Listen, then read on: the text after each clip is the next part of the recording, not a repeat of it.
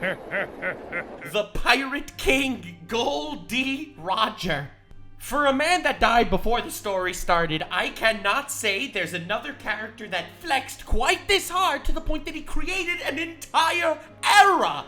He lets himself get captured. He lets himself get executed in public just to stir up enough of a rage and enough of a story to say, I hid everything in one place. Whoever finds it becomes the next Pirate King. This man could have died in his own bed, and he decided, nah. I am going to have the biggest public execution on the face of the planet just to flex on the world government and launch an era of piracy. Absolute mad lad. Next flex. Introducing Master Koetsuchi from Kenichi. Now, the following flex that I'm about to tell you is probably the greatest way you could possibly train your student. So, he's teaching his student Kenichi, who's this little runt, that, bro, if you're straight up going against your opponent, and your opponent's gonna be much larger than you, and you're both just pushing each other, you ain't gonna have a chance. He's just bigger than you. Basic physics, you're not gonna make it. However, if you're Master Koetsuchi, you are going to use this opportunity to practice on someone that wants to beat the crap out of him. He's standing there teaching Kenichi why the physics don't work while literally defying physics, holding on to a manhole cover with his toes, just to use this person who's trying to wound or kill him as an example to teach his student what not to do in a fight, which he does anyway and proceeds to win anyway because he's an absolute mad lad. Oh my god, next flex. Hang on now. Are you going in for a second bite?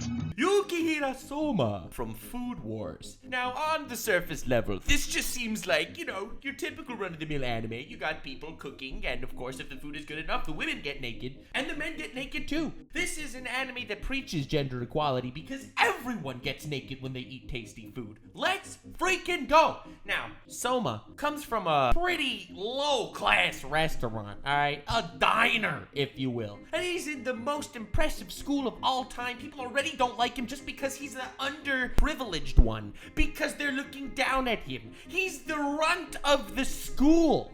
Everyone else is coming from these like impressive families that own massive restaurants with Michelin stars, and he's this one bozo from a diner.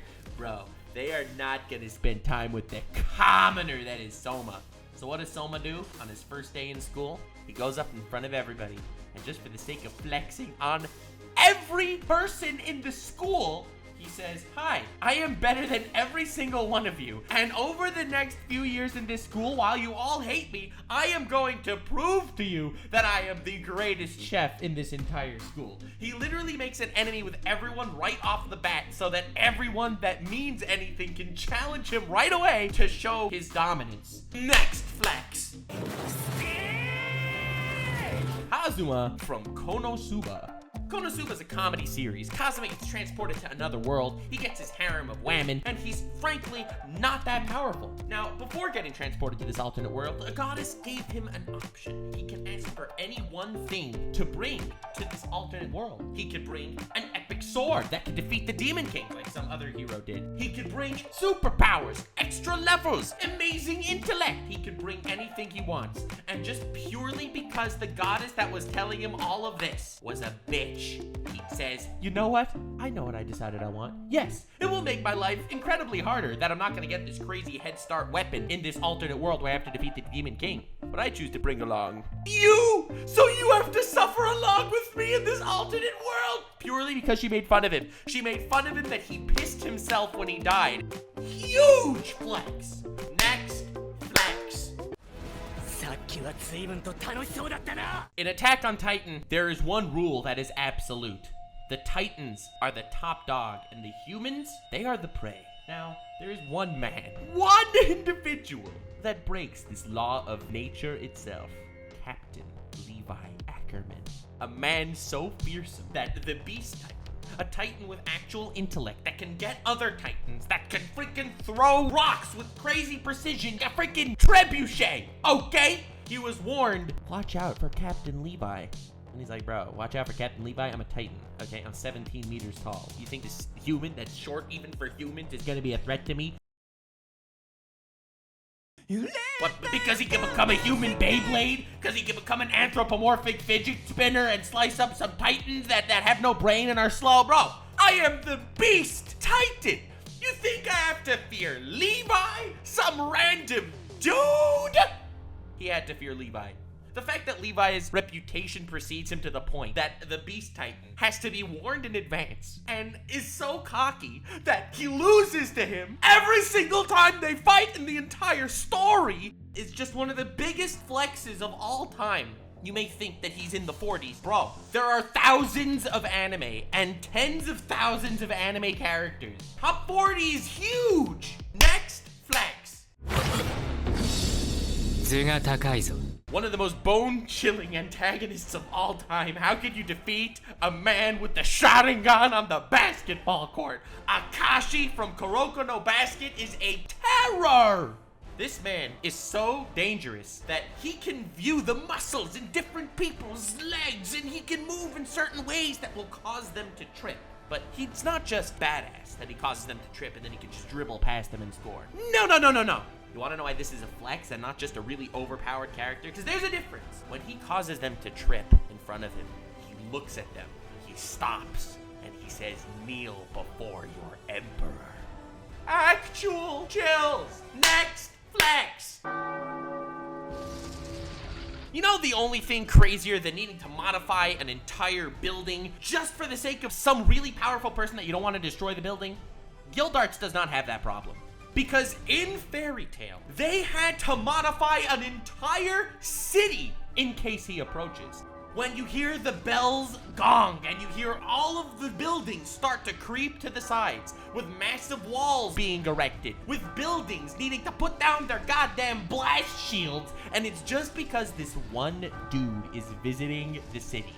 Guildarts is a man so powerful they had to nerf the Fairy Tail Guild throughout the entire series by not having him around. No matter what was going on, Guildarts was never actually around for the arc, because if he would be around for the fight, they would always win. This man deconstructs people to a molecular level, turning them into tiny little cubes. They're afraid that if he'd sneeze wrong, he'd melt the city. So they have, in the actual city itself, a Guildarts protocol, so that the city doesn't accidentally crumble when this dude comes for a friendly visit. One of the biggest flexes you'll ever see. Next flex. In Log Horizon, a TV show about characters that are trapped in a virtual world game environment. I know, very original story. It takes a very interesting turn. Because all of a sudden, the way the game worked is not how it works anymore. All of a sudden, NPCs become real. All of a sudden, you have adventurers that are living in this crazy dystopian world where they cannot die. They'll keep respawning. And another thing that's different, real estate is for sale. In this game, there is a guild building. It is essentially where all the guilds gather. It's where people level up and do all these different missions and all that stuff. It's essential for every single adventure, but it's for sale now. Shiro can buy it. He can make a ton of money. He can buy the guild building and he can trap all of the strongest guild masters into this one guild building. And since he owns the real estate, they cannot leave the building. That would violate the rules of the world. He traps all the guild masters and blackmails them into joining his alliance. He could have just brought this to them normally and said, "Listen guys, I think this would be like the right thing to do," and there would be discussions. Some would agree, some would disagree. He's like, no. I am going to buy their free will. This is a lovely tribute to capitalism and how it too buys the free will of people all around the world. Haha! Social commentary. Next flex. From the man that coined the running away ability of Nigurindeu, absolute mad lad Joseph Joestar from JoJo's Part 2. This man had a lot of flexes. He took a Tommy gun out in middle of the street just for the sake of blowing up a vampire that he knew it wouldn't kill him. He knows you have to use sunlight to kill vampires, but he just blew him and cut him to shreds with a Tommy gun for the sake of annoying him. That's a big flex, but that's not what we're talking about here. In his final fight against Perfect Cars, a perfect being, a god among men, he manages to defeat Cars, kind of by accident, by having a volcano launch him into space, so Cars can float around frozen for eternity, because he's immortal and regenerative, so he doesn't actually die. He's just kind of floating there in space for the rest of eternity. Kind of messed up fate for this dude, but this is the flex. Cars said, oh my god, Joseph, how did you, I don't know what to say. How did you actually defeat me? I'm a perfect being. And Joseph, even though this was pretty much all luck, says, it was all part of my plan. You made me a perfect being, but I outsmarted you. Which he didn't. It was just kind of an accident that this happened. The reason why this is a big flex is because remember I told you Cars is going to be floating around in space for eternity, unable to move, completely frozen, regenerating internally. For eternity, the only thought left in his head is the fact that this perfect being was outsmarted by an asshole Joseph. This was an eternal flex. Next flex! Manga spoilers for Berserk. Griffith is one of the scariest antagonists of all time. Like an actual terror and menace to society. Griffith also contains one of the greatest flexes in the history of fiction. This man is a demon god. He has so much power he can control all of humanity just out of fear alone. He decides, you know what would be better than that? To make them also think I'm a messiah. To create a utopic world. To open up the gates of hell so an entire universe can be wiped out and completely overcome by demons except for my country. My country, Falconia. Oh, no. That will be paradise. Yes, I am the benevolent King Griffith, who everyone loves so much. I will protect you from all these demons within the borders of my utopia, Falconia. It's such a nice, wholesome place. It's such a nice, wholesome place. I just opened up hell to make it the best place on Earth. Incredibly huge flex. Next flex. I'm already in the middle of a big battle. Entering here, the top 40, we got ourselves King from One Punch Man. Now, anyone that's actually watching One Punch Man is like, bro, but King doesn't actually have powers. He's been lucky the whole time that all these things work out. Every single time something happens and King gets credit for it, it's not a flex. What's the flex? Are you ready to hear one of the greatest flexes in anime? King approaches monsters. And the monsters, out of sheer terror seeing the legendary hero King, they're so scared of him. He will stare them to submission. He will look at them and watch them slowly shrivel and die of terror. One of the biggest flexes of all time. Next flex. Vinland Saga is a fantastic story of kings, wars, Vikings, and not a lot of sex for a story with Vikings, honestly. I've seen a lot of Viking shows on Netflix. Way much more sex than going on in Vinland Saga. Askachad, or Askeladd, as the lesser beings call him, has one of the biggest flexes of all time. Spoilers for the ending of Season 1. Askeladd walks up to the king, a king who is a pretty powerful individual, and this is right after Askeladd actually ascertained the king's goodwill. He's in a really good standing at court. He has everything he could have wanted. Position, motive. He has places to go.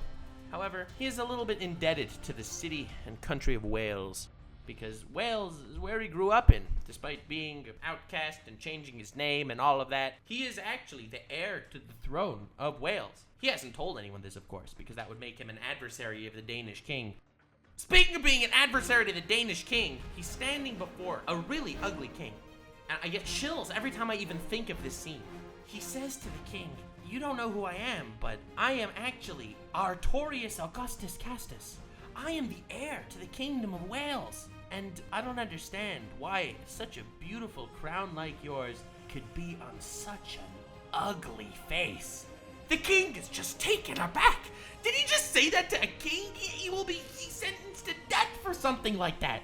And in a fail swoop, Askeladd pulls out his sword and decapitates the king in front of everyone, in front of every soldier and every noble, in front of the entire kingdom at a banquet where he had no reason to do this in the eyes of the king.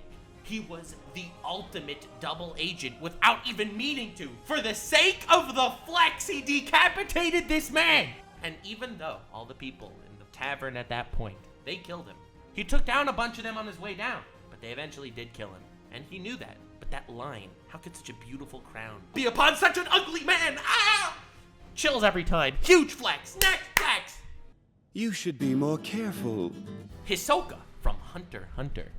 Hisoka has a lot of flexes throughout this series. I gotta respect how consistently terrifying this man is. But I think the biggest flex is in the Tower Arena arc, where Gon leaves the elevator, he's at the higher levels of the tower, he's gonna get some battles, and he sees Hisoka sitting there on the floor. Hisoka picks his hand up, and without saying a word, Gon cannot move.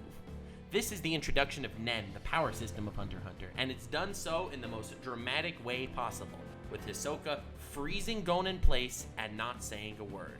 We understand later Hisoka's motives. He wanted Gon to learn about Nen and other means to become strong enough to actually put up a fight, etc., etc. But the fact that he just menacingly sat there, and with just his hand outstretched, the absolute paralysis in the protagonist, it was a terrifying moment, and I think one of the biggest flexes in anime. Next flex! Jin from World Trigger, a very underknown anime, an anime that I don't think people have ever talked about. I've never seen people talk about it. It's a great show. Shut up. Jin contains one of the greatest flexes of all time, which is why he's so high up on this list. He has something called a black trigger. The power system is Trion. It's this like chakra-oid power that everyone has. And triggers are these devices that different people use their Trion through to make swords or laser beams or guns and all that different cool stuff. Alright, very nice. Now, black triggers are a level above that. They are a trigger that has lore importance that I don't want to talk about right now, but they are much stronger. So, Jin has the power to see possible futures. It's an extra side effect power that he has. Let's not get into details. But it makes him always one step ahead of everyone and constantly flexing on anyone just because he knows outcomes to things that would be impossible. The flex here is the government kind of realized, yeah, this man is a little too dangerous.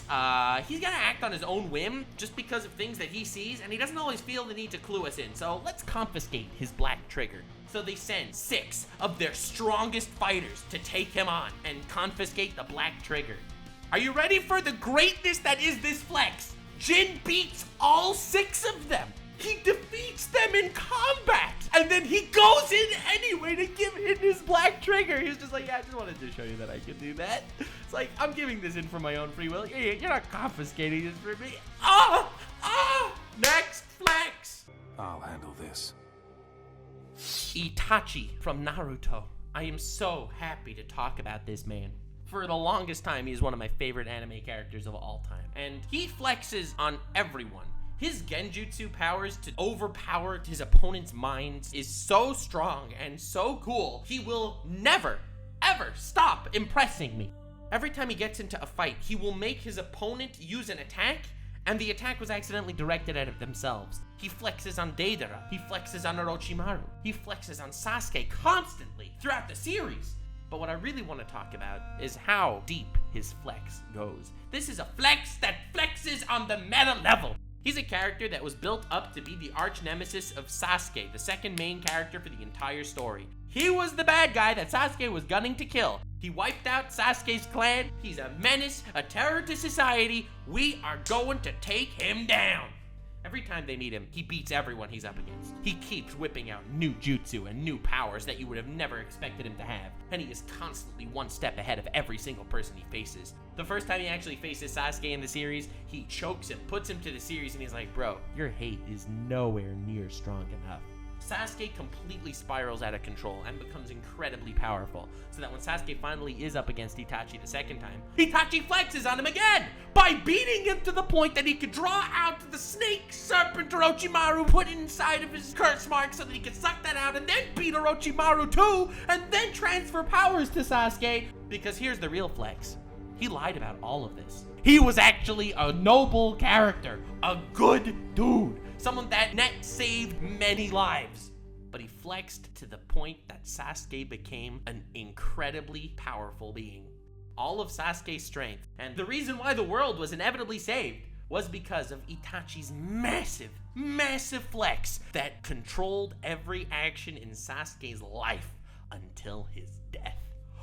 Actually terrifying. Actually terrifying! Next flex! Enel from One Piece. Now, I don't like Enel that much as a character, and it hurts to put him above Itachi, but his flex needs to be recognized for the greatness that it actually is. This is a man with a lightning devil fruit. He can zip around at the speed of lightning and turn himself into lightning. He can strike people down with divine smites. He realized, yeah, this is pretty divine-like. I am gonna make this entire island nation worship me as a god, because I can hear through the thunderclouds every word spoken in the entire nation. And anytime someone says even something slightly blasphemous, I will strike him down where he stands. Enel is a man that has become a god. He flexes so hard. They worship him like an actual deity, and that cannot be understated. Next flex. Roy Mustang from Fundamental Alchemist Brotherhood. As far as nice guys or good guys go, he's terrifying. Roy Mustang consistently scares me the most of every other good guy out there. He is a man that when he gets upset, you want to run away. Homunculi are opponents that are incredibly powerful and incredibly regenerative. You need to really, really crush them down small and obliterate them big time for them to actually stay dead. Now, let me tell you how massive Mustang's flexes are. He beat 2 homunculi in the same way, except slightly differently, and he flexes on both of them in totally different... I'm gonna mention both of these flexes, okay? First, he's up against Lust, and he blasts her time and time again until eventually she disintegrates. He uses too much fire, and she just cannot recover. The reason why this flex is big is because he was just stabbed through the abdomen. And while he's blowing her to bits, he is calmly explaining to her that, well, you know, he almost died from the stab that he had. But he used fire to sear his wounds closed, and yes, it's true, he almost passed out because of the pain. His hatred far overcame that. So here he is to send you to meet your maker. Incredibly powerful stuff. But I think an even bigger flex, and this is the one that's talked about less, is when he kills Envy. When he fights Envy, he does a very similar idea. He sends fireball after fireball, searing Envy's flesh from his very skin, turning him to ash for him to continuously recover again and again until Envy takes his own life to spare himself the agony of actual hell on Earth. Mustang is so scary, and I love him so much. I want to lick his abs. Anyway, next flex. I guess we're on a theme talking about fire-based flexes because Mereoleona from Black Clover is really, really cool, and I'm really happy she's so high up on this list. Allow me to tell you something about this lady. She could have been the Wizard King, but she was like, nah, I'd rather just be in the woods and train and become strong and kill monsters. She's a very scary character, and she's easily my favorite character in Black Clover. Also, by far, she has the biggest flex. I was surprised that she was the only Black Clover flex that ended up on this list, but rightfully so, she's so many heads and shoulders above everyone else. During the elf invasion, where you had all these elves that were reincarnated and each one of them is so much stronger than a human, like they're incredibly powerful. They're out there, they're wiping out society, they're gonna basically take over the world. Things are extraordinarily cringe, to put it very lightly. 5 elf nobles appear, incredibly powerful elf nobles, and Mereoleona, who just fought an elf and won, which was an incredibly massive plot twist that she would actually win by just overpowering him with brute strength. It was insane. She's standing there, weakened, so much energy already released, but she's smiling. She's smiling and staring them down, all of them looking at her, thinking, this one little woman, she's not gonna stand a chance against us. Each of us is so much more powerful than a human. And she says to them the bone-chilling words, through haggard breaths, nearly defeated. Oh, there are only 5 of you? She is so freaking cool. It's insane. The shudders that would go through my spine whenever I see that scene. Oh my god. Next flex. Now, by comparison, this might seem not as huge. You're wrong if you think that. Introducing Lad Russo from Bakuno. This man is a dude that likes violence. He likes killing people. He likes killing people with weapons that turn them into the bloodiest pulp imaginable. He's happy to walk on a train and kill people and take that mission just because it involves killing people. He's a complete psychopath. I know this seems subtle, but sometimes the subtle flexes are the ones that really punch me in the gonads. They're the ones that really stand out. Lad Russo wears a white suit at all times so that everyone could see how much blood gets on it. If he was wearing a black suit, you wouldn't be able to see the blood as clearly. This man walks into a firefight, a massacre. He'll go up against people with guns, punching them to death with his bare hands in a white suit! Oh my god! Next flex! Kamina from Gurren Lagann. Gurren Lagann's a larger-than-life series, and Kamina is one of the coolest characters that you could possibly find in anime. I am so happy he's here. Spoilers for Gurren Lagann if you want to skip this part, I totally understand that. One of the most charismatic characters you will ever see, Kamina, who takes humanity, who's scattered and weakened. Their beastman oppressors, who have giant robots, have been in control of the world for the longest time, and he starts an insane revolution where he's actually taking names, he's kicking butts, and he's eating ass every single day of his life. This absolute Giga Chad started from nothing, but he's actually started a revolution that could win based on pure charisma and balls alone. Kamina dies in episode 6. It's one of the craziest twists to me, and it's something that I don't think anyone would have ever seen coming. He dies so early in the series, because it's a 26 episode series, and he dies on episode 6, and he's the best character by a long shot. How did this happen? The flex that is Kamina is his ideology, his passion was so powerful, was such a massive flex, all of humanity throughout the rest of history. His motivation is what pushed them forward. He is the reason they fight, he's the reason they win, and he's the reason why society is okay after the time skip as well. Kamina's ideology alone was so powerful that it created and warped an entire future. Ladies and gentlemen, we have broken the top 30, and oh god, they just keep getting better. Next flex!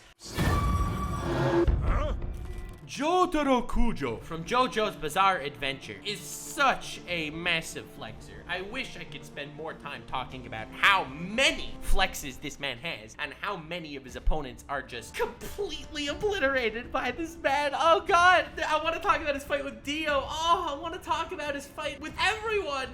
So there's the obvious one, right? There's the flex against Steely Dan. Steely Dan was treating him like crap for a while, and eventually he had enough. He beat the hell out of Steely Dan, and then left him a receipt. It was awesome. I don't want to talk about that. I want to talk about Darby. Darby is a gambler who has stolen the souls of everyone he's up against, and no one knows how he's cheating, but he's always winning. Jotaro calls his bluff and sets up a wager so terrifying. Darby cannot speak. Jotaro's bluff is so strong and is so intense. Everyone in the room is sweating. Darby ages 50 years over the span of 50 seconds and is unable to continue. He completely loses the ability to move, talk, or continue the game. Jotaro defeats him by bluffing in his own game and doing it so well, Darby shrivels before him. Yes. Next flex! Odin from One Piece. This man is one of my favorite characters. He wheedled his way into my heart so quickly, and I love him so much.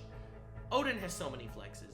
His introduction in the flashback story is all about how he flexed on different people. He was a terror to the nation. He was sent away. He flexed on other people to join their crew. He swam straight for days on end just to impress somebody while he's being attacked by sea monsters. The Pirate King wants him on his crew so badly he fights Whitebeard for him. But for me, the biggest flex of all is his final flex. Tragically, he ends up suffering a fate for the sake of saving his entire nation. He is boiled in oil. His punishment is to sit there in this vat of oil that kills most people within 5 seconds, and he's sitting in there carrying upon his head 9 of his most loyal subjects who are also subjected to the same fate. He carries them above him in a vat of oil, boiling him for an hour. His name is Odin, and he was born to boil. His resolve alone flexed so hard 20 years later, an entire revolution was created in his name to the point that Kaido's own child took Odin as their own identity. Do you see the massiveness of this flex? because of Odin's flex. Kaido's child wants to emulate Odin in their every single waking moment of their lives. They have dedicated their life to be Odin. I cry every time that this man was born to boil. Next flex.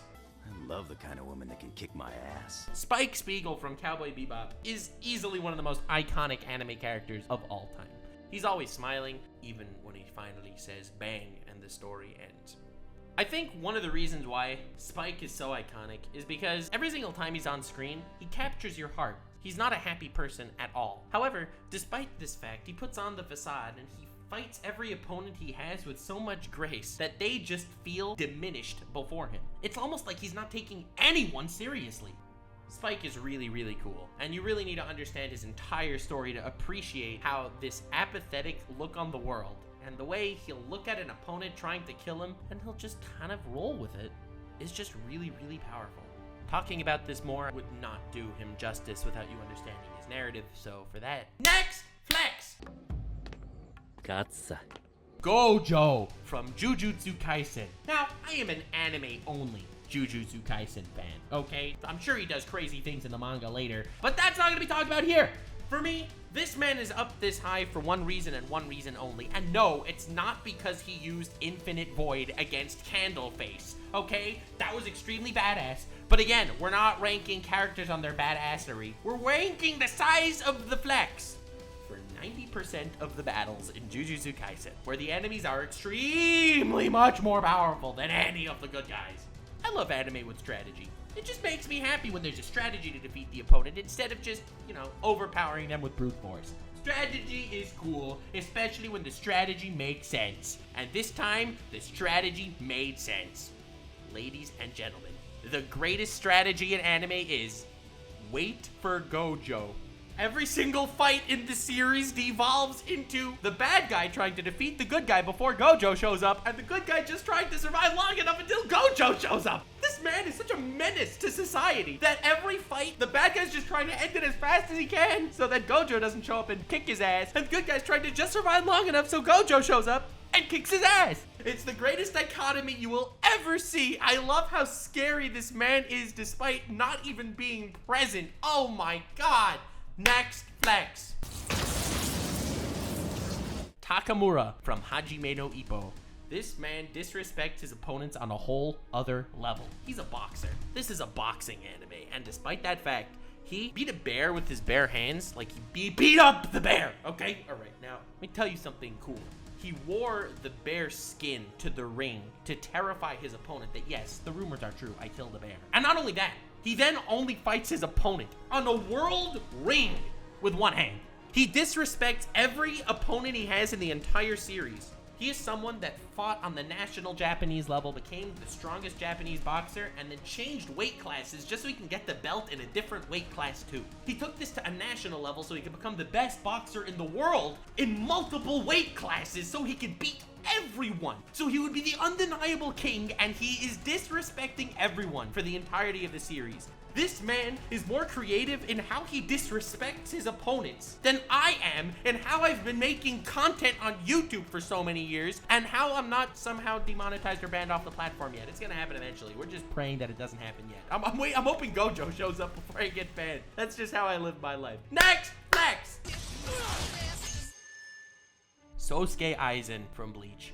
This man is very scary. He is someone that everyone thought was just this nice, happy, humble captain dude for the longest time, but he wasn't. He faked his death and then proceeded to whoop everyone's ass. And this is scary to even say. He even stopped Ichigo's theme song, a feat not done by just about anyone. Very often when Ichigo fights, he gets a new power-up and everything's cool, he's really strong.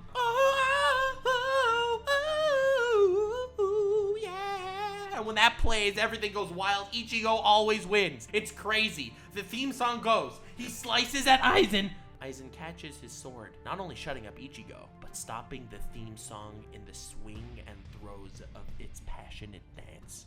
Ichigo is then defeated instantly. Aizen walks through the Soul Society beating everyone.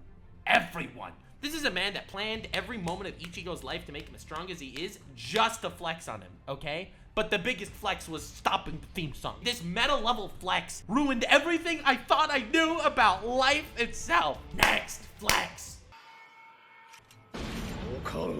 We talked about one big baddie. Let's talk about another. Madara Uchiha is really, really cool.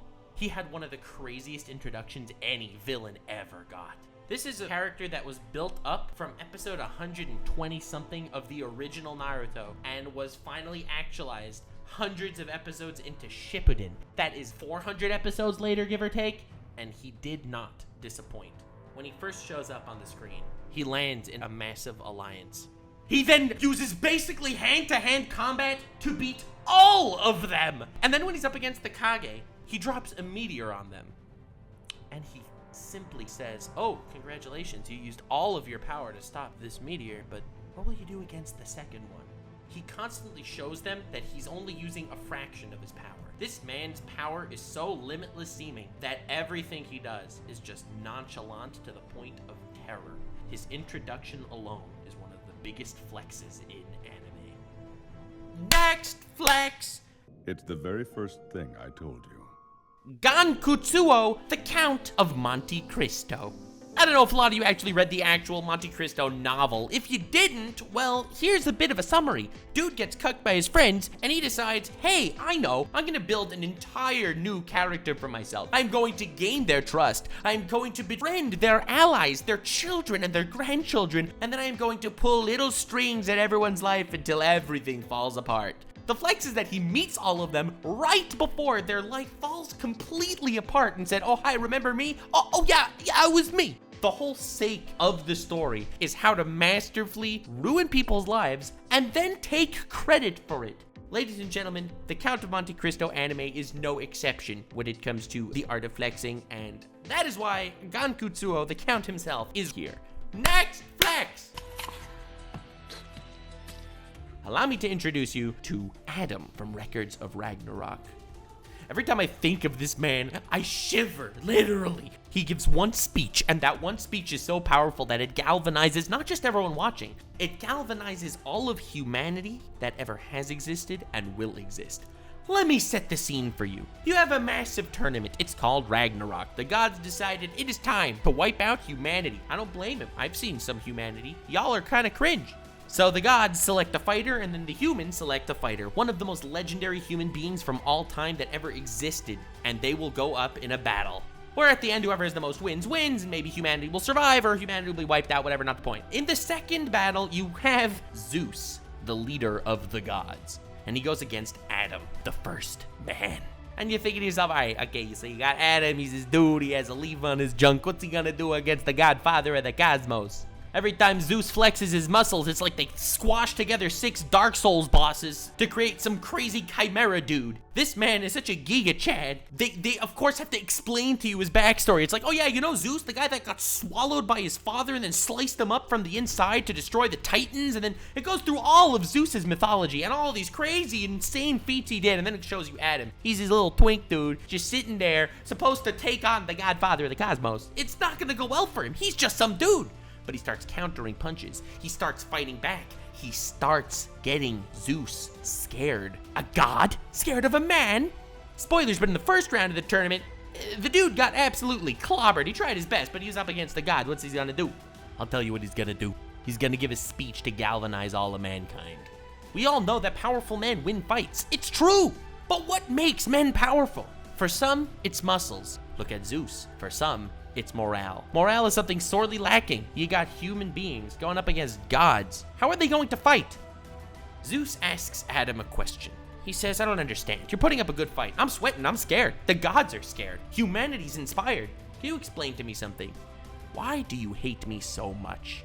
Who knows what was going through Adam's head? Maybe he was going to say, you know, got me thrown out of paradise or something. Who knows? Who knows? Zeus says again, remind me, you little bitch. Why are you fighting so hard? And Adam looks at him simply and says the following words that echo throughout mankind. What father wouldn't give his life to fight for his children? And all of humanity watching this fight begins to cheer. It is a single phrase so powerful, so commanding, that the gods quake and humanity rises. Every future victory taken from humanity is because of the morale inspired by their father. Ladies and gentlemen, this is one of the biggest flexes in anime.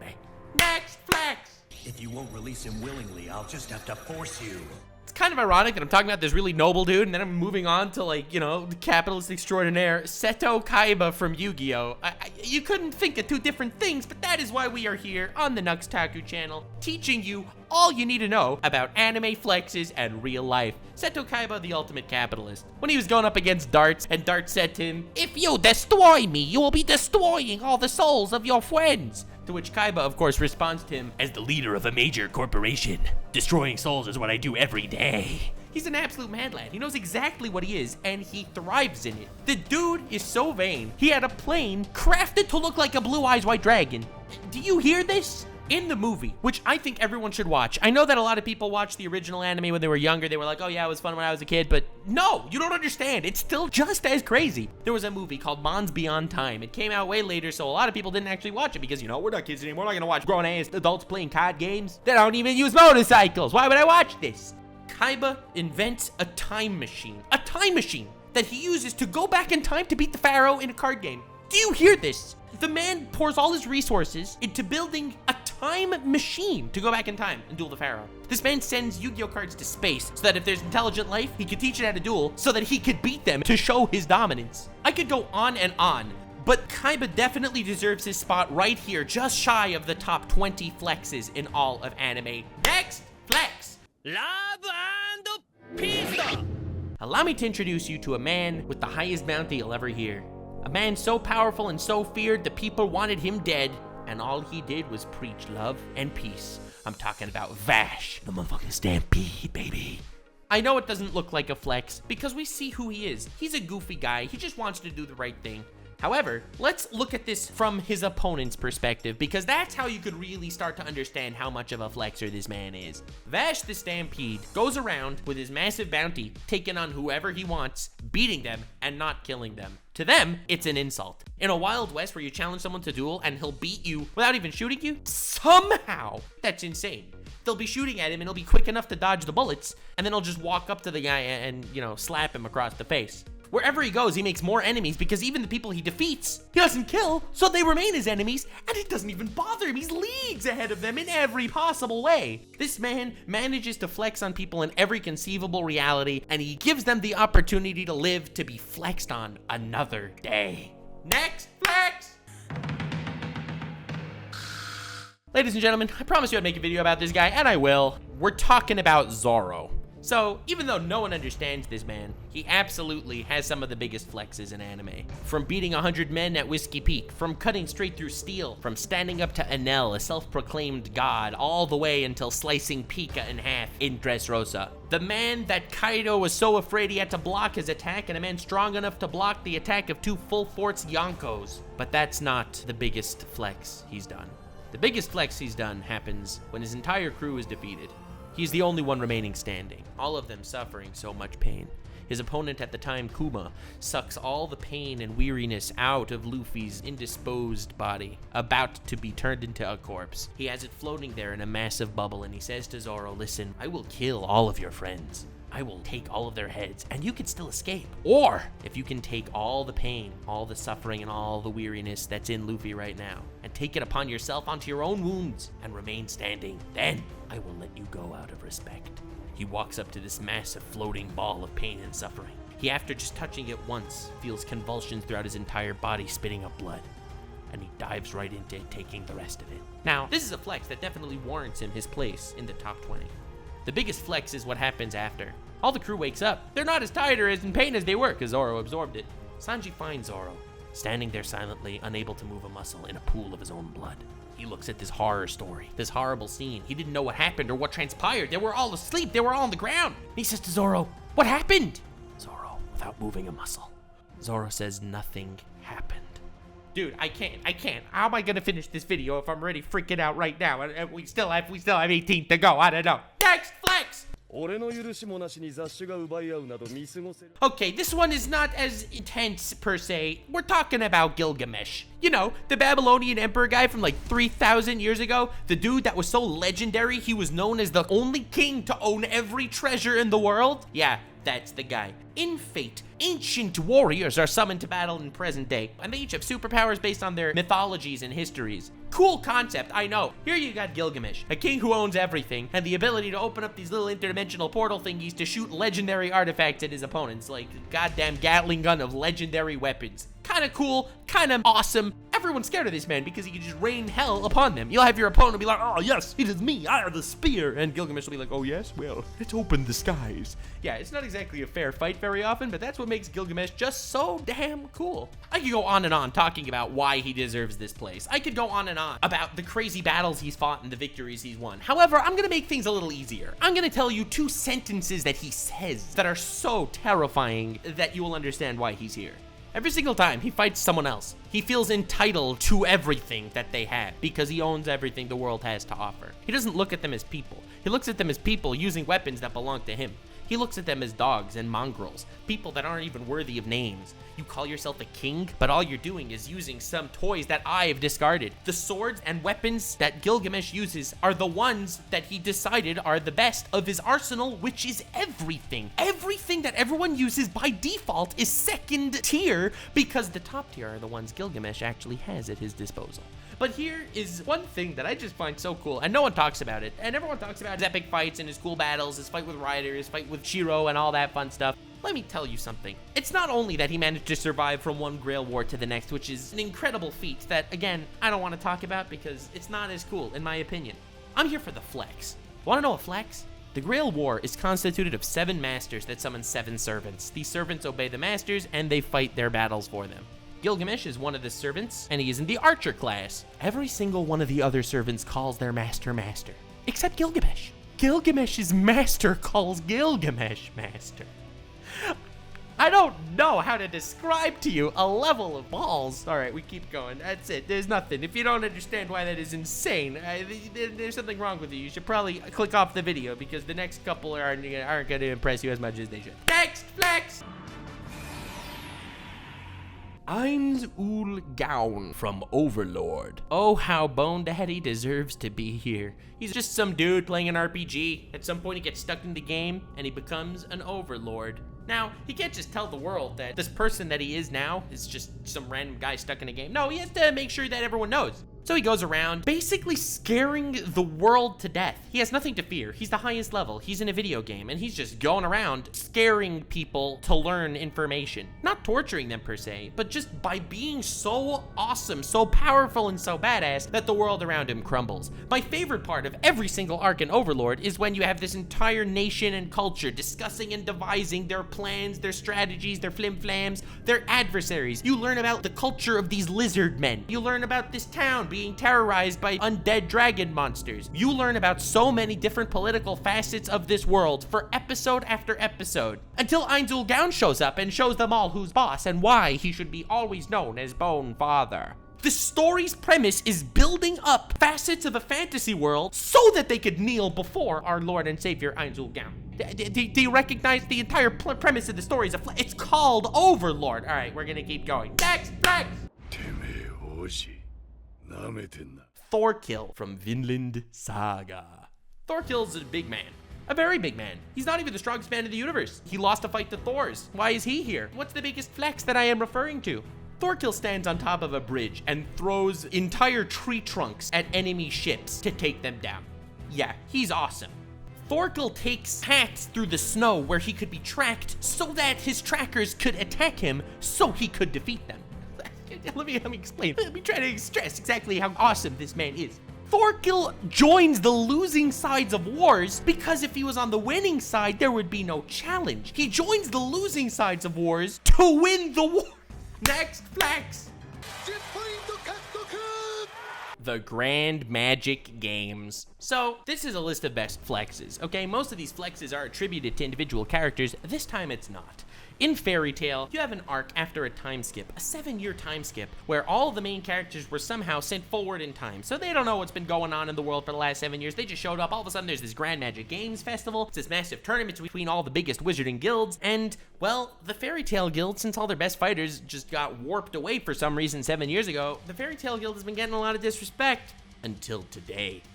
The Grand Magic Games takes place when a lot of Fairy Tail members get into a tournament and absolutely flex upon every other living wizard in the world. Whether it's Kana using a 9,999 attack magic because she got some crazy fairy law stuff. Whether it's the fact that all you have are these teams of 4 and Fairy Tail's guild manages to get 2 teams of 4 in the top 8 teams. Whether it's a monster slaying tournament where every single individual goes in, picks a number, let's say 6, and will fight those 6 monsters, and if they win, they get a certain amount of points. So you have 4 members with this massive castle with 100 monsters. Urza goes in and is like, why would I do that? 100 monsters. You know, she would secure her victory if she said 51. She would do that. But no, she said 100 for the flex of it to defeat all 100 of those monsters. The entire arc is saying Fairy Tail's back, and Fairy Tail's really good. The entire world starts to respect and fear Fairy Tail over the sake of these flexes. It is an entire arc based on the Fairy Tail Guild flexing on every other wizarding guild in the world.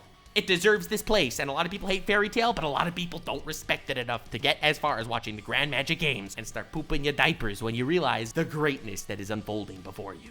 Next flex! Lelouch. Lelouch from Code Geass is quite the character. He's an anti-hero at best, anti-villain at worst, and he is someone who has gone ahead and flexed on the entire world time and time again. He's gone ahead and created an organization of vigilantes called the Black Knights. He managed to make them so strong, they started getting respect from other countries that wanted to join their side. Let me tell you the gall of this man. So Japan was taken over by the Holy Britannian Empire. And when Zero, Lelouch's alter ego, returns in the first episode of Season 2, he says, you know what? We're gonna do it like this. He sits down in a room and broadcasts that he is alive to the entire world that thought he was dead. And he says, let me tell you something, everyone. This room is not just a room. This room is now a country. You're looking at the United Federation of Japan. He creates a country with one room and no one in the world can stop him. And slowly but surely, he creates an army so powerful, it rivals Britannia, a country that conquered a third of the globe in strength. And then you know what he does? Well, everyone that watched Code Geass and you know the ending, you know the flex. I don't want to say it, but you know. Okay, I'm not spoiling it. You gotta have to watch Code Geass. God damn it, it's such a good damn show. I'm telling you, you won't regret it. You won't regret it. It is such a good show. Next flex. This is a JoJo reference! Alucard. Everything this man does emanates flex energy. This dude gave me daddy issues, and he ain't my daddy. Just watching him strut along, watching him put that massive goddamn gun down people's throats and obliterating them is terrifying. The fact that every single villain in the story either wants him dead or to bone him, it's terrifying. This man one-ups his terrifyingness in every single episode. And you know the whole meme, I'm only using 20% of my power. He's a walking embodiment of I'm only using 20% of my power. This man goes up against an entire Nazi zombie army. He unlocks the gates of hell to swallow them whole, and he could have done that the entire time. Every time he struggles, it's because he wants to struggle. He could wipe everyone out. As proven several times, there's a reason why Alucard backwards is Dracula, and this man is absolutely nightmare fuel. I don't want to spoil much because I want you to experience his wrath firsthand, but every time Alucard grins, it's one of the biggest flexes in anime. Next flex! I will not allow my comrades to die. Kakashi Hatake from Naruto! Alright, I know what y'all thinking. Bro, what are you talking about? You putting Kakashi all the way up here? Madara summoned meteors to wipe out the Kage, bro. Itachi freaking bodied Sasuke so hard, he trapped him in a life reliving his whole pain and watching his whole clan die again and again and again for eternity in his mind, dude. Kakashi's here? Yes, Kakashi's here. Nothing will scream flex like Kakashi did in his introduction to Naruto. I know a lot of you don't remember, but when this man was originally introduced, it was awe and breathtaking. The 1,000 Years of Death, I know it's a meme. Oh, he poked Naruto in the butt, which, you know, as an adult watching Naruto, it's a little sus. I'm not gonna lie. But at the time, he goes against these 3 ninjas, these 3 seemingly relatively capable ninjas, and he absolutely humiliates them with the bell test. But what I think is even funnier is Kakashi is this dude that uses like 4 jutsu. He uses substitution jutsu, he uses the lightning blade, and then every now and again he comes up with something else. However, he's known as the copy ninja because he can use 1,000 jutsu. He just doesn't. He learned those jutsu for the flex of being the guy that can use all the jutsu. I know that a lot of people don't like to respect Kakashi as much as he deserves, but he does. You remember when he fought Zabuza right in the beginning of Naruto, and he started copying his jutsus with the water dragon jutsu and all that stuff? It was terrifying and awesome. And he literally did it to psych out Zabuza. He did it for the flex alone. These are jutsu he could use at any time. He's not actually copying the water dragon jutsu from Zabuza. He knows that jutsu, he could have used it all the time. It's not as powerful as his other arsenal, which is why he never uses it. He did it for the flex. It's one of the biggest flexes in anime. Madara dropped meteors to win a fight. Kakashi used the water dragon jutsu to scare the crap out of the scariest and most deadly assassin in the Mist Village. Just saying. Big flex. Next flex! Kurapika. I will tell you this till the day I die. Kurapika is one of the biggest flexes in anime. Hunter x Hunter. It's a serious story. Kurapika's going after these people that killed his clan. Every single person in this group is a god-level threat. They're all terrifying. They're all insanely powerful. This one dude, Uvogin. This one dude! He went up against the entire mafia, wiped them out. This man was paralyzed from the neck down and wiped out 3 of the mafia's strongest fighters. He bites off one skull, spits the bone like a bullet into the other guy's head, and then screams so loud he bursts the last dude's eardrums. This man is a force to be reckoned with. Kurapika goes to kill him. Fine. He goes to fight him. Okay. He wins! All that's cool. All that's amazing. The biggest flex is that he brought a shovel to the fight to bury his body after he knew he'd be done with him. This is one of the biggest flexes, not in anime, of all time. This is just shy of the top 10. It pains me that this isn't in the top 10. They're just 10 flexes. They're just, in my opinion, a little bit bigger. But bringing a shovel to fight such a powerful opponent because of the confidence that you will bury him afterwards. Now that's one of the biggest flexes in anime. Now, ladies and gentlemen, welcome to the top 10. It's been a long time. We went through 40 huge flexes. You're probably wondering, how could these 10 flexes be so big, they make all the other flexes get put to shame? I am not joking when I tell you this. These are the 10 biggest flexes in anime. Everything that you've seen until here, they're good. They're great, but they're not as good as what you're about to witness. 10th best flex! やがて俺の餌として完成を見 Yujiro Hanma. Baki the Grappler is a story about a kid who wants to fight, and he's a beast and a badass. I'm talking about his dad, Yujiro Hanma. This man is so terrifying. All the women want him. All the dudes want to be him. Literal countries are scared of him because of his martial arts. Here's his biggest flex, in my humble opinion. It's not the fact that he clobbered his own son on multiple occasions. It's not the fact that every time he gets into a fight, he leaves his opponent regretting they were even born. It's the fact that an earthquake happens, and he punches the ground to stop the earthquake. I think I'm gonna repeat that one more time for the people in the back that didn't hear that. There's an earthquake, so he punches the ground to stop it. This man took down skyscrapers. He goes against armies. He is a living threat to countries. But even Mother Nature has nothing on this guy. There are idioms that have been said in every single nation that no matter who you are, how powerful, how rich, how influential you are, at the end of the day, God can smite you. Lightning can strike you. An earthquake could happen. A natural disaster could come and kill you. It's this incredible, overbearing force, this nihilistic way of looking at life that no matter who you are, where you are, or what stature you're in, it doesn't matter. God will destroy you if he sees fit. Not Yujiro Hanma, though. This man can stop a natural disaster. This man can walk away after getting struck by lightning. Divine intervention will not stop this behemoth. 9th biggest flex! Too bad. I'm not interested in dudes. You all knew he was gonna be here, and I'm sure all of you expected him to be in the top 10 before even starting this video. We're talking about the Cape Baldy, Saitama, the One Punch Man. He can defeat every enemy in one punch. You just say this sentence, and it's like, okay, dude, he's a gag character. He may be a character that's seen as a gag, but that's only because he's so strong everything in the world is only humorous to him. him being called a gag character is a flex. Every other character in the universe is not a gag character. They are living their lives, they are struggling their struggles, they are becoming as strong as they can. Some of them are incredibly powerful, have conquered galaxies, and think no one can stop them. The fact that Saitama could even be referred to as a gag character in a world with so much toil, strife, struggling, and growth is one of the biggest flexes in anime. The fact that the Sea King thinks he's someone powerful. He could take down S-class heroes, but Saitama, without even touching him, he could punch the air next to him, blow his heart out, and stop the rain. This man could wipe out planets. I don't want to spoil the manga, but this dude could punch so hard, his punch could go back in time and defeat his opponent before the fight starts.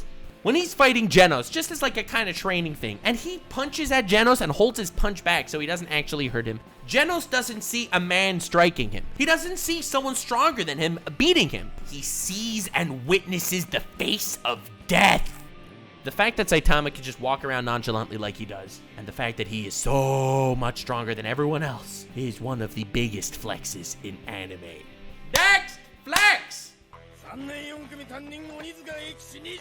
It had to be said, ladies and gentlemen, the great teacher Onizuka. I'm so happy he made it to the top 10, honestly. He's one of my favorite characters, and he does not disappoint. He's a delinquent, all right? He's this dude, he's this gang boss, people are scared of him. He's a scumbag, he's a misogynist. He's basically Andrew Tate, except somehow a role model. Although a lot of people think Andrew Tate's a role model, which is kind of scary, but anyway, we will digress. Great teacher Onizuka decides he wants to become a teacher in a high school. I know this is gonna sound weird, and I hate to praise this guy in the modern culture of the internet today, but he becomes a high school teacher because high school girls are hot, in his opinion. Not exactly the most noble character on this list, but definitely a character, nonetheless. What's so cool is, A, he doesn't actually do anything to any of these characters, okay? There's no sexual assault allegations here or anything. No, we're not talking about that. I'm not justifying his actions. He's a scumbag in many ways, but the reason why he does some of the biggest flexes in anime is because every time there's a fight, every time there's a gang, he beats them.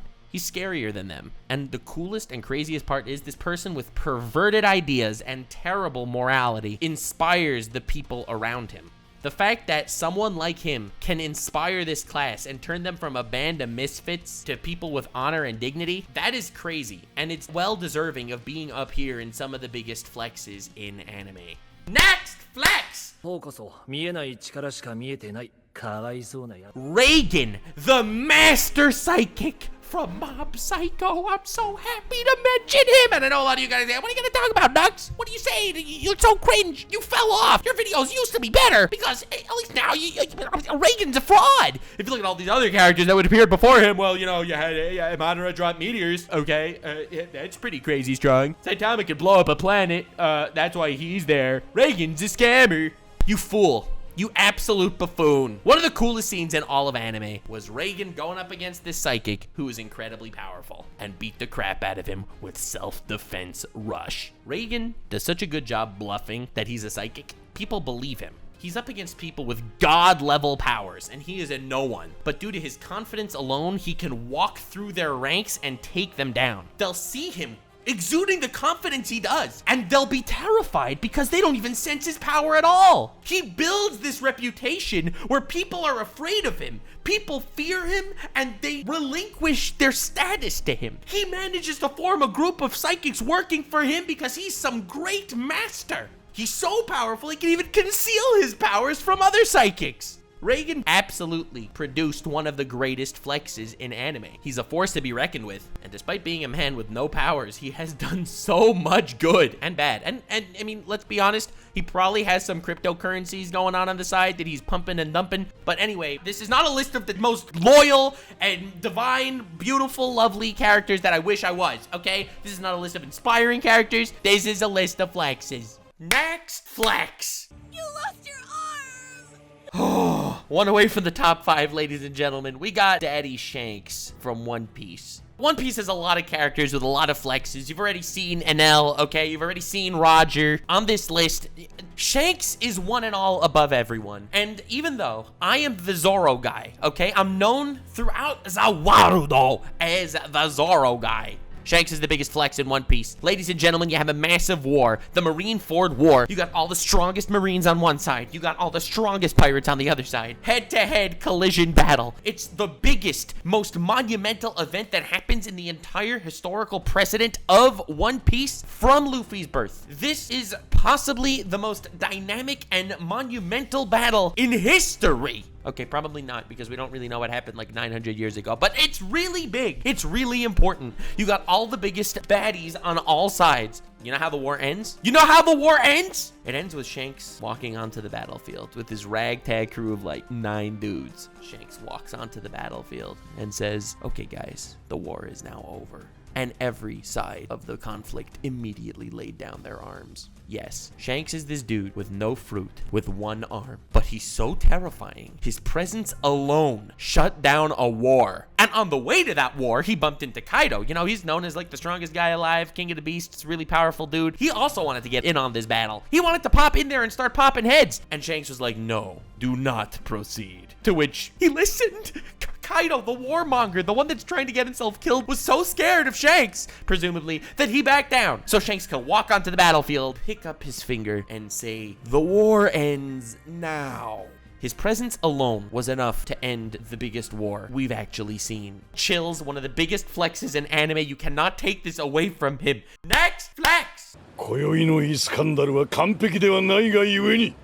I don't think any of you expected him to be here since Gilgamesh just happened, but Iskander, the king of conquerors, definitely makes it to the top 5 biggest flexes in anime history. Iskander is Alexander the Great, known for his inspiring speeches that basically got entire armies behind him, that he was able to conquer most of the known world. That's pretty crazy. Every servant in the Fate franchise has a superpower based off their historical thingos. What if his superpower was to summon an endless army of people willing to die by his side? Yeah, that would be a pretty big flex. His charisma alone gave him a superpower that he could summon an endless, undying army. That's kind of crazy. Not gonna lie, that is pretty epic, pretty huge flex, but it only gets bigger. Iskander is an enemy of the other servants. He shows up with Saber, and Gilgamesh is there and says, we are gonna drink together. We are 3 kings, and we are gonna have a feast. And so they start drinking together. Iskander makes these absolute enemies allies for an evening. They get attacked by an assassin, and Iskander welcomes the assassin to the party. He offers him a pint of wine and says, listen, join us. This wine is like your blood. Join our meal. The assassin throws a dagger, breaks the pint of wine that he was serving him, and he said, like I said, this wine is like your blood. If you want it spilled, then so be it. And he summons an endless army, trapping everyone watching in an alternate universe where he could flex his might and his charisma to the point that Saber, you know, King Arthur, questioned everything she knew about herself and what it means to be a king, as the endless army of Iskander wiped out his enemy assassin. This is one of the biggest flexes in anime. He shook his rivals to their core, made them doubt their own beliefs, took out an entire enemy force, didn't need to flex as hard as he did, but he did it for the message. It's not about the money, it's about sending the message. And Iskander sent a message down to my very soul. This is one of the biggest flexes in anime, and definitely deserving of making the top 5. Next flex!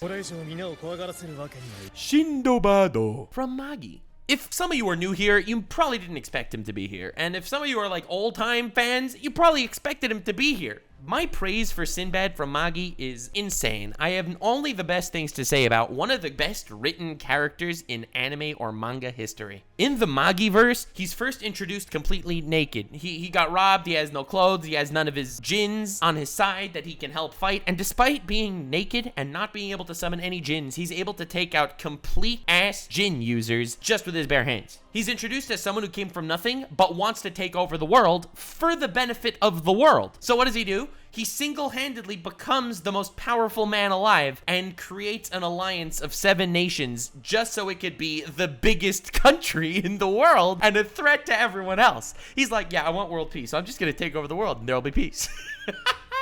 How insane is that? So, as you go through the story of Magi, you meet a whole bunch of characters, all right? You meet some flavorful fellows. Most of the powerful ones, they manage to beat a dungeon. They manage to get a djinn. A djinn is an incredible power source, and it makes you basically the strongest type of fighter ever. Sinbad has 7 Jins, and the only reason why he doesn't take more Jins is because, like, dude, I don't want more Jins.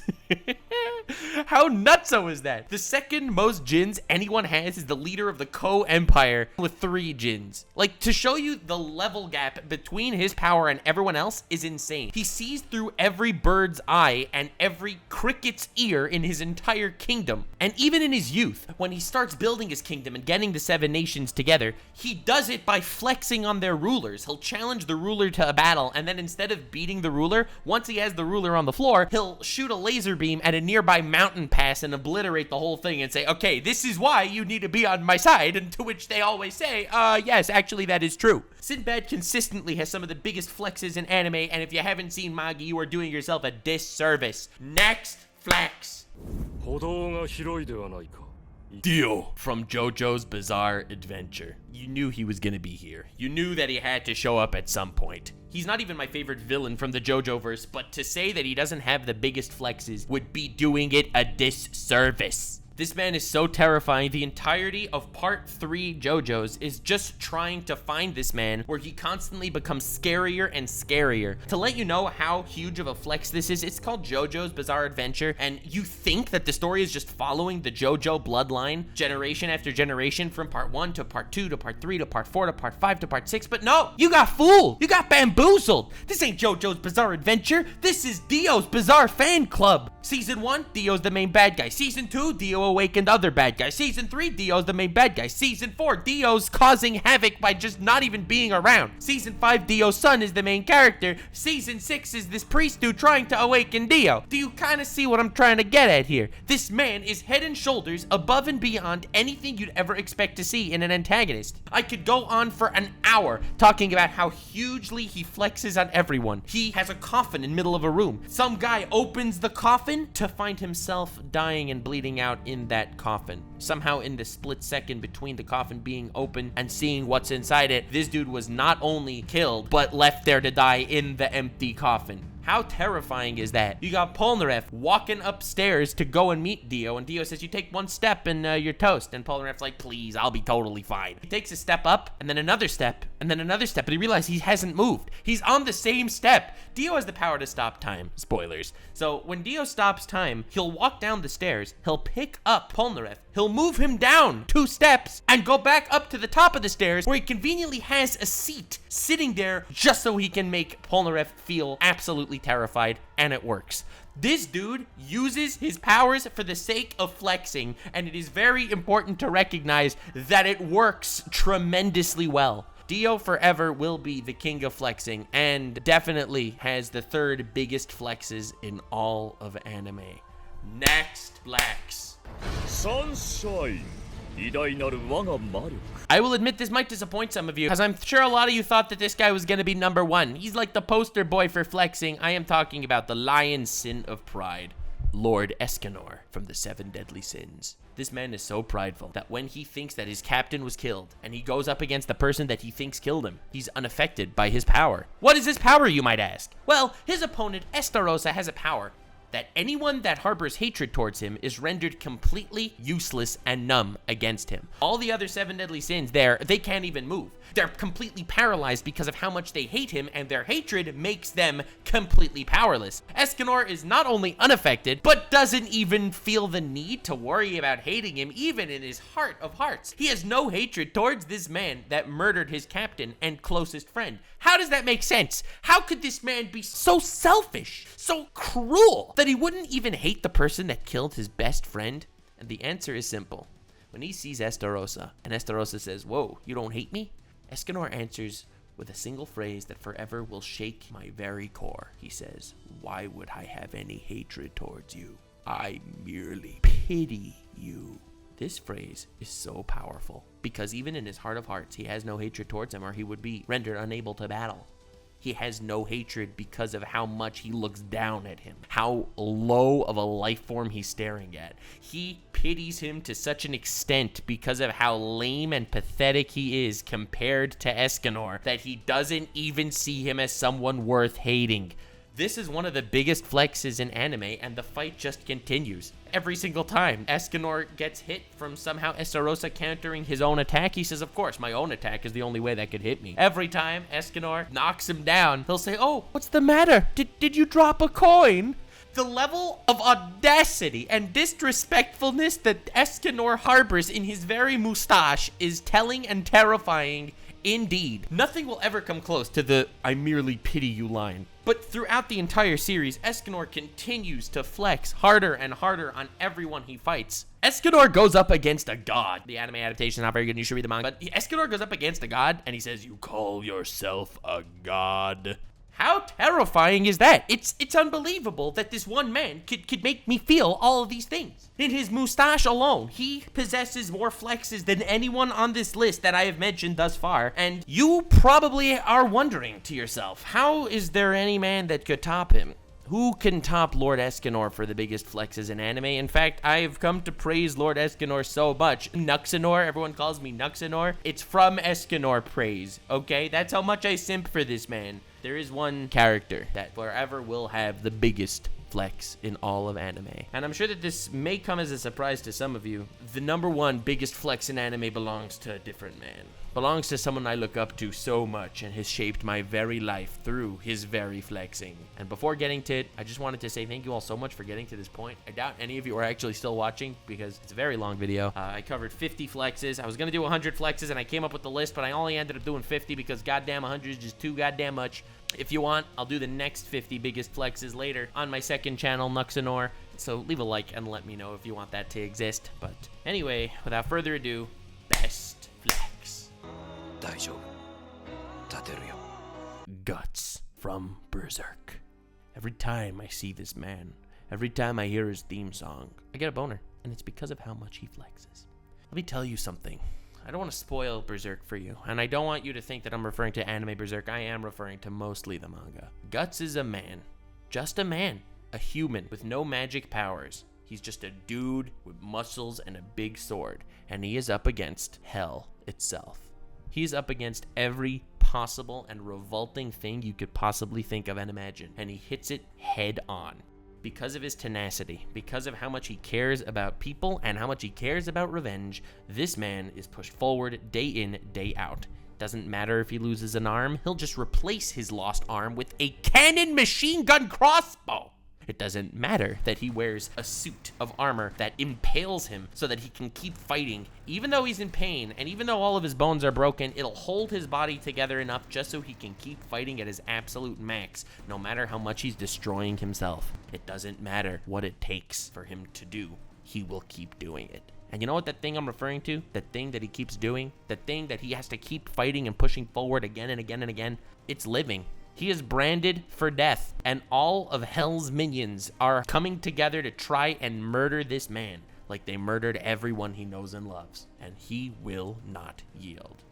Guts' flex is bigger than any flexes that I've mentioned until now. Until now, I've mentioned flexes on people. I've mentioned flexes on nations, flexes on wars and on planets and on civilizations. This is the biggest flex in anime because this man is flexing against fate itself and he's winning somehow. The flex alone is his will to live. Everyone around him was killed. He was in incredible pain and suffering, and he doesn't just live, he thrives and he succeeds. He makes friends and new connections. That is something unbelievable and impossible for me to comprehend. Guts gives me reason to live because of how hard he flexes. And that is why Guts will forever have and hold the biggest flex in anime. Thank you all so much for watching. I hope you enjoyed this. This is an incredibly long video, but I really do appreciate every single one of you that stuck around until this point. Please leave a like, please subscribe, please let me know if you want me to do another big 50 best moments or whatever. If you like this kind of content, I could make more, and it's totally in your court. I really appreciate every single one of you for being here. I'm super grateful for all of you, and I wanted to say have yourself a most wonderful evening, and remember, keep living, keep thriving, and keep flexing against fate. Stay weird, fam.